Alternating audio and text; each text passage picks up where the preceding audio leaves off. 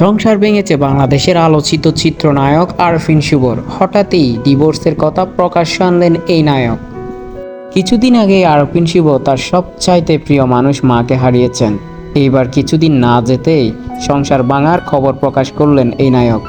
ভালোবেসে বিয়ে করেছিলেন কলকাতার মেয়ে অর্পিতাকে। বেশ সুন্দর এবং সুখে কাটছিল সংসার।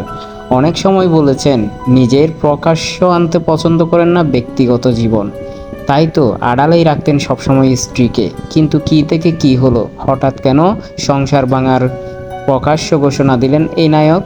আরফিন শুভ লিখেন, দেশের এমন পরিস্থিতিতে ব্যক্তিগত কোনো কিছু জানাতে যথেষ্ট দ্বিধা ও সংকোচ বোধ করছি। তারপরেও মনে হলো আপনাদের বিষয়টা জানানোর সময় এসেছে। আমি অত্যন্ত দুঃখের সঙ্গে জানাচ্ছি যে আমি আর অর্পিতা আমরা হয়তো বন্ধু হিসেবে ঠিক আছি, জীবনসঙ্গী হিসেবে নয়। আমরা গত 20 জুলাই এই সিদ্ধান্ত উপনীত হয়েছি, বন্ধুত্বটুকু নিয়েই দুজনের সম্মতিতে বাকি জীবন নিজেদের মতো করে বাঁচব। অনেক ছড়াই উতরায় এর পরেও অর্পিতা আমার ও আমার মায়ের জন্য অনেক কিছু করেছেন, যেটার জন্য তার প্রতি চিরকৃতজ্ঞ চিরঋণী।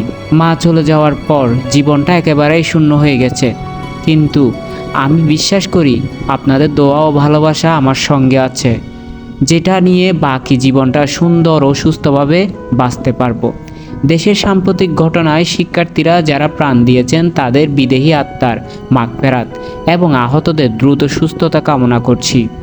সবার জীবনে শান্তি আসুক, দেশে শান্তি ফিরে আসুক, এই কামনায় আরফিন শুভ।